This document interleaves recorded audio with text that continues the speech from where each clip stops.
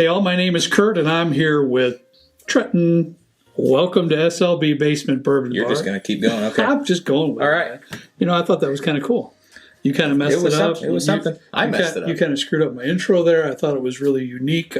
I thought it was outside the box a little bit. It was. I'll give you that. It was outside the box. Anyways, what we have on the bar top. All right. I'm kind of looking forward to this. I really am. And I know a while ago we did a video to where we compared a regular release to a store pick. do you remember which one that was? Yeah, I was kind of. That's why I looked at you. I'm kind of hoping you would. Starts with a B. Looks like a grenade. Blanton's. That's it. There you go. That kid's got a good memory. Blanton's. That's right. Blanton's. My bad. So I thought that was fun.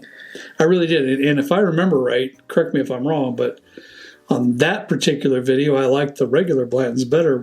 I thought, if I remember right, I thought we had that the store pick was really oaky. It was pretty oaky, yeah. Am I right about that? Yeah. And I mean, the thing with the Blanton's is that Blanton's itself, like any bottle of Blanton's you'll get, is a single barrel. So even if a store does a pick, it's basically just another version of a single barrel. That's true. I didn't even think about that. Yeah, so I did. I think I either mentioned it during the video or I thought about it when I woke up from a nightmare or something like that. But with the foolproof instead, it's like a batched. I don't know exactly how many barrels they batch. Right. Walker will probably tell me a little bit later. But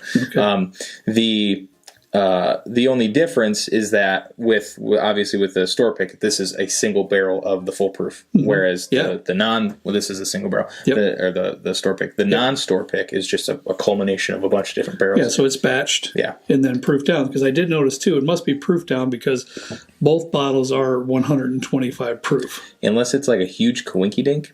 I believe they do proof it down, similar to how Knob Creek proofs down all their Knob Creek picks to 120. And that's where my mind went to. I just assumed, and that's fine because it is a barrel proof. So you know, I get that. You can't assume. This is like hard facts. If you get stuff wrong, people get angry.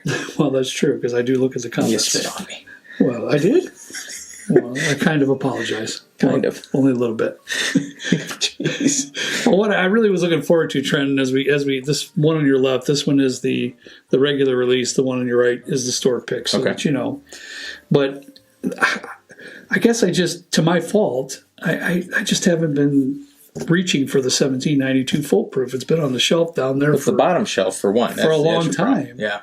But until we had the Bourbon Madness tournament this year, it did so well in that tournament. I was very surprised. I really was. And so it opened my eyes once again to this bottle. And that's what's really triggered me to wanting to do this video to try this barrel pick as well. Yeah, that's a good idea. And this what am I trying to say? This store pick is the same place we got the Blanton's at. It's Buster's. No way, is it? Yeah. Yeah, we just ran it. It was in Tennessee. Randomly walked in. They had a Blanton store pick. They had a 1792 foolproof pick. They had like an old Kirk pick. Bunch of different stuff. It was a cool place. So that where were we? We were out of Tennessee, town. Tennessee. So that was where we picked them all up. Yeah. Oh, okay. All right. Nice.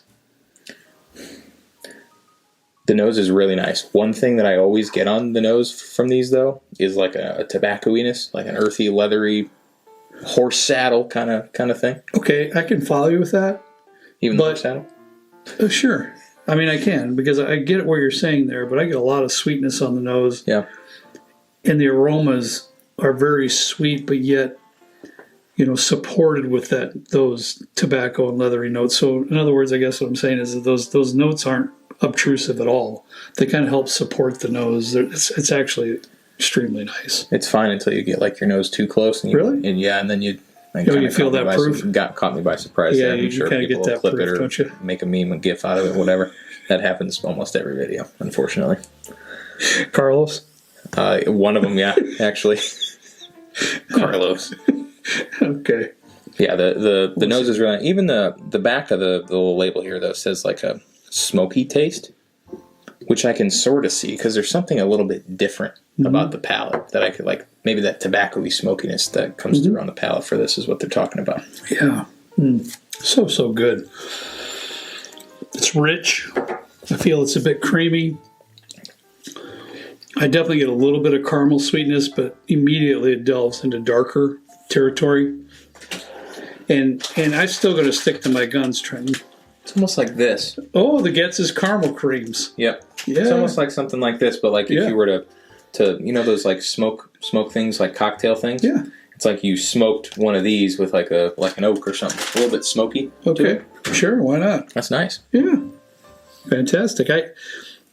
I will say though, Trenton, as I said during the tournament, I do find like a fig or some kind of a prune possibly note in there as well. Not quite like you would find in a Scotch bottle that was finished in sherry or something like that. Not quite like that, but to its own. What? Why you got to bring Scotch over here? You know, I'm relating tasting notes. That's what I'm doing. That's where I find it at.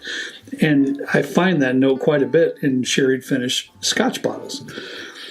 And it's somewhat like that, but yet you get that sweet tobacco note there too, which is really, really nice. That very caramel, prunish thing to me going on and into the tobacco. I love it. I started It's really really did the tasting note video where you trotted out a bunch of different things. Like where we actually ate them? I ate a raw clove on accident, yeah. I bought a bag of prunes and I've been eating them every now and then, and I can say like there's quite a bit of pruniness in there. Mm-hmm. I agree. Yeah. I agree. Well, all right, the time's come. This is a Buster's pick. Did you mention that already? Yes, this is a Buster's pick, and it was funny because after we did the Blanton's video, Josh Hammond, I think his name is Josh Hammond. I think he founded Buster's, the store. Oh, okay. He actually emailed us and was like, "Hey, thanks for talking about the store and talking about the Blanton's pick." And he gave me a couple different specifics of the Blanton's barrel that they did and that kind of thing. Really? They've done 90 picks over the past year. 1 year they did 90 picks, and it's a big store. Cow. So wow. I don't want to say Josh has a lot riding on him from a reputational standpoint, but him and his team picking 90 barrels. Yeah. I'm kind of setting the bar a little bit high. Wow. But we'll see. Good luck, Josh. Well, Josh, I'll tell you one thing. I've been looking forward to this video for a while now. So I think he was talking about it right when we picked it up. Yeah. It's been a few months ago. and the time has come. So let's check it out. I saw some face. Now I know why I saw that face. That nose it's bright. You know, you get some of the same tones, but wow, is it bright? A lot more brightness and it's still like pretty sugary though. Very sugary. Yeah. But way more bright than the regular release. Yeah. Wow. That is so good. Do I have the right one? No, you don't. No, I have yours. I wonder why. I look like a real moron right now. Wait, okay. These smell different. No, they don't. Negative. No, we're not going to cut that. I poured them, sir, so I'm sorry. Okay. I lied about the sugariness because I was smelling the wrong one. Yeah, I mean, I still get sweetness, don't get me wrong, but boy, is it bright. Balanced. It's bright and balanced. It seems like all the notes that you found in this regular release is just amplified in this one. I find a lot of the same, but just in a new, bright way. It's almost like dense. Yeah. Kind of. It's like you combine all that flavor into like a little tiny sphere like the size of the opening here. Mm-hmm. I'm also finding a little bit of chocolate on the nose. Just a little bit. I can see that. That I didn't find on the first one. I can see that just a little bit. But I'm looking forward to the sip. Let's see what we got. I'm just surprised that I smelled the same glass.